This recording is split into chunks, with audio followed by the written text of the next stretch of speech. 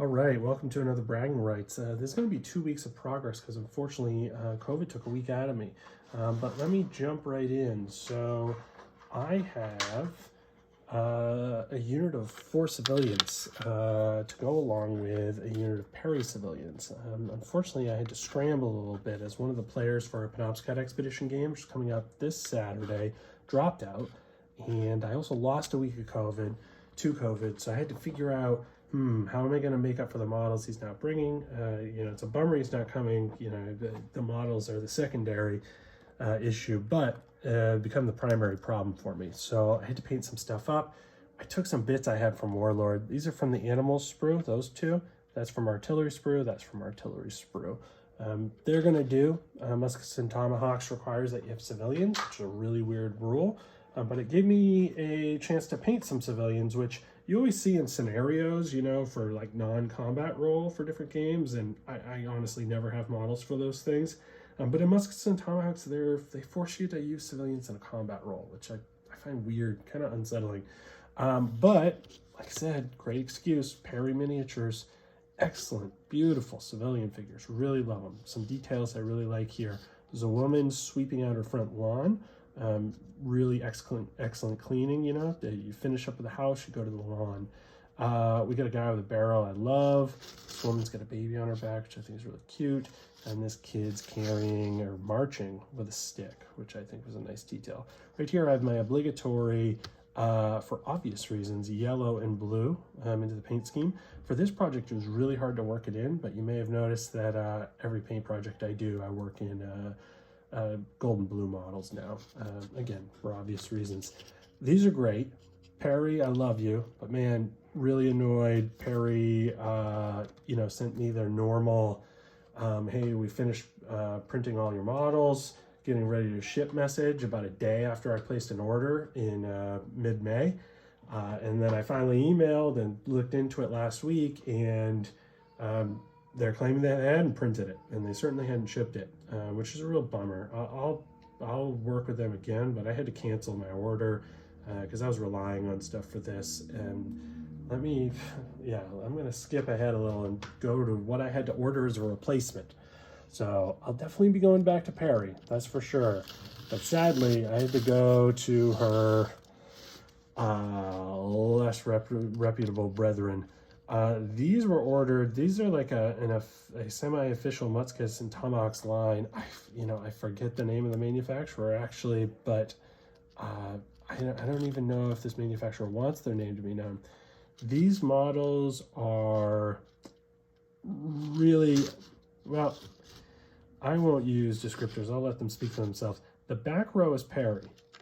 Proportions are pretty good, maybe a little toddler-like at times with Perry sculpting, but I like the proportions, really pleasant looking, nice details, sharp, crisp details. You can tell what things are. These guys, nothing sharp about them. It's like the sculpting, it looks like I green stuffed over a wireframe. This is the type of sculpting that I could do. And I was just hopeful that the miniatures were gonna arrive and I was gonna be pleasantly surprised. I was not pleasantly surprised. They were not a joy to paint. They were the opposite. And the whole time I was painting, just felt like I was wasting my time because I knew I was going to scrap these models and repaint Perry ones once I can get my hands on them. But all that said, they arrived at my house within 3 days of placing the order. So I can say that positive thing about them. They also came with empty flag hands, so I was able to use flags of war, and these flags of war are way oversized, way out of scale in my opinion, but really good looking flags. All of this stuff's going to get cleaned up, by the way. I still have yet to do it, but I wanted to do the video tonight. All in all, didn't love these models. Obviously didn't put a lot of effort into them because the sculpts were just not ideal for me, but they're done, and I've got my unit of Highlanders ready for the Penobscot Expedition. And these are Highlanders of the 74th. They are a Campbell regiment from Argyle, I think. Okay, let me move to another unit. I have here some command models for the 82nd Light and the 74th Light for Penobscot Expedition. which again, playing this Saturday. Can't wait. As part of that, I wanted to make sure that I had all the right regiments selected, and I did a lot of research, and I made a couple of stretches here and there just because of my model collection.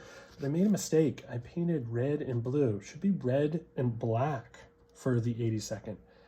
It was just a mistake. Last week, I was planning to correct it, and I have 12 models primed up. I was going to keep these models, and I was just going to paint a brand new unit with the correct color scheme. These were going to go down to just Saratoga troops, I think the 47th, but I really don't recall. And everything was going to be copacetic.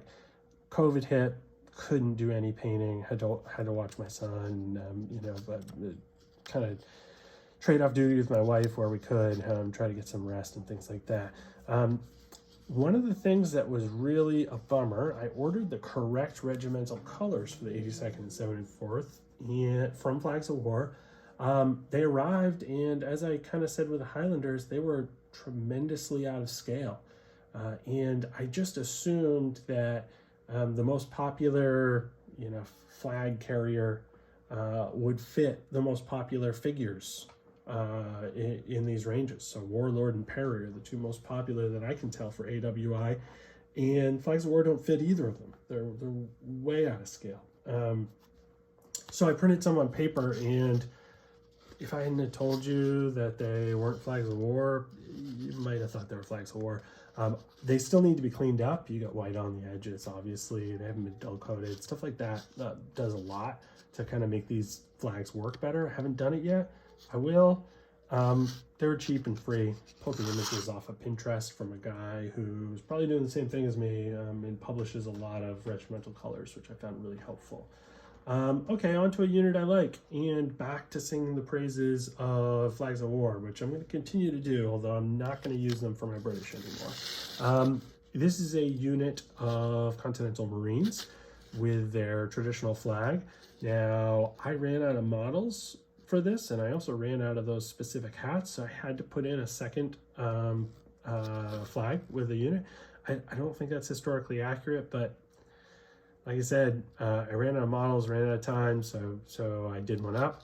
I replaced my Captain Welsh with this model. This is a Captain Flint from the Heroes in Miniature line, or Giants in Miniature line from War Games Illustrated, which I love. I keep buying those models, and I'm going to keep buying them in the future. I just placed an order with more of them.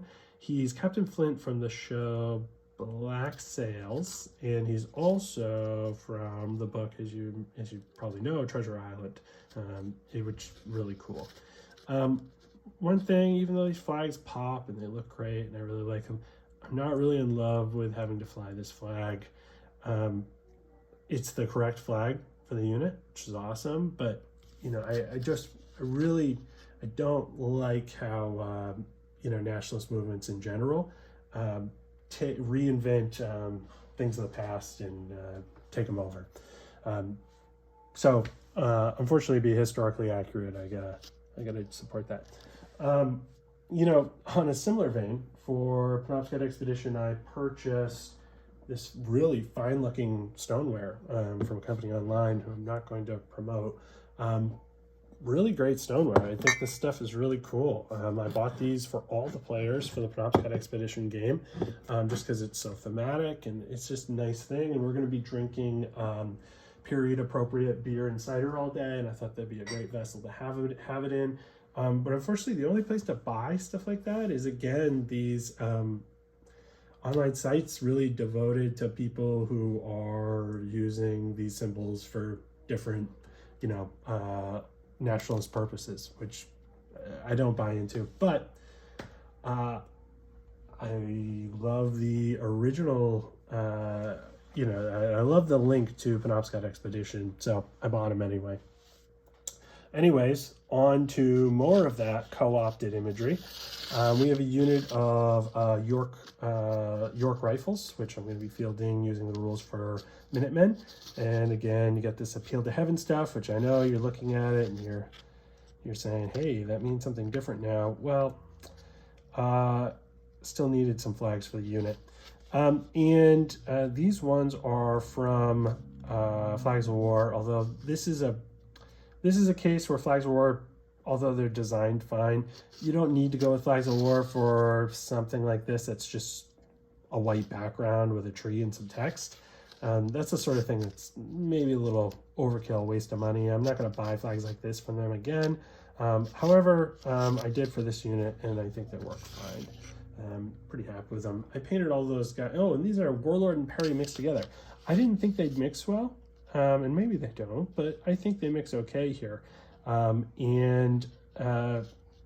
Yeah, I was pretty happy. When I was looking at the unpainted plastic, I just thought how the Warlord sticks out like a sore thumb. Once I get them painted up, it works. So they're the right size and they're the right general proportions. So I like it. 2 more little units to show, and then some odds and ends. So we have obligatory unit of artillery. This is a 6-pounder from Warlord plastic kit. Really awesome little kit, and one of the best kind of practical designs out there for AWI. This is a British, I think these are Royal Artillery engineers. I could be mistaken. The hats are differentiated for different periods. I went the 6-pounder really just to differentiate them from the 3-pounder I have for the colonials, but those can be easily swapped, between each other, and just leave the crewman. I have a little artillery marker for muskets and tomahawks. I did that today just for funsies. There's no more commentary about that. These are, I thought it'd be nice to have little shaken markers. So these are casualties that come off the Perry kit. Which is just a really cool thing to throw in when you have extra space on a kit. I really appreciate that. Really great design by Perry. Also, I'll say that Warlord has that great design as well on their artillery kit, which is great value for money. I'm going to use those this weekend as shaken markers. In the future, who knows what I'll use them for. And then finally, this is a unit that Perry was so late in shipping out to me that I canceled my order with Perry. I put in an order with Northstar, and they arrived 3 days later. Oh, and I love these models. I think they're really cool, so much character. These are my sailors. I was really excited to get my Perry sailors, but these guys were really fun to paint. They are very chunky boys, but sailors of the time period did wear really baggy shorts, so it works. I think it's okay. If I put them next to models from someone like Perry, you'll see that, oh, wrong spot. You'll see that they're the right height, but they're just a little chunkier proportioned. With the beards and the baggy shorts, they kind of hide that, and I think that's okay. You probably don't want to mix units. I threw in I needed a unit of 8, and I didn't want to buy 2 units of 6 in order to get my unit of 8. So I bought 2 models that are from Ghost Archipelago that I thought fit in nicely enough. I think it's a bosun and I don't remember what this guy is. Who knows? This guy's a bosun or a boatswain. I don't know if I have much commentary here other than I used contrast paints, or actually Army Painter speed paints. I did some of my obligatory stripes because I love doing stripes here and there. Did red and blue so that I can choose on occasion to use these as British or as colonials. For this weekend, these will likely be colonial sailors. And I used a ton of white because my assumption, and it turns out, one of my sailor friends backed me up on this. My assumption was that all of their clothes would have been made out of old sailcloth. And he said that, yeah, that's the truth. So I just painted them kind of sail white, bleached white, as you might envision sails of the period. So that is all the models I have for this weekend. That's it. Getting ready for a really awesome campaign day this weekend, and really looking forward to it. And afterwards, hope to have a video where we talk a little bit about how the game went. I've sent out the player packs to the 6 players we have playing on the weekend. We've got 2 games. First is a Muskets and Tomahawks land battle on a 12x6 table, and then based on the outcome of that, we'll have a variable scenario of a 6-player naval game, which will be using Black Seas as the rule set. We've got really brilliantly painted American and British fleets painted up that are appropriate ship and gun totage for this battle. And most of the land troops are appropriate or near appropriate. I did throw in some things based on my collection of just, hey, I've got these models, I'm going to put them in. Like I put in Green Mountain Boys for the going with the Rebels, just because I had painted them up and I like the flag. But for the most part, things are pretty representative of at least how it's depicted in Bernard Cornwell's The Fort. I've got 2 other historic-based nonfiction books about the Penobscot Expedition, which I've read, which are a little more bland, and I've gone back to The Fort to really base my scenario and the character of each of the commanders on. So I am pretty excited. If any other clubs are interested in running the game, reach out to me. I'll send you all the prep work I did. You might find it as something that your group would like as well. All right, well, have a great weekend. Have fun flying your militia flags, whatever they might be, and keep playing. Talk to you later.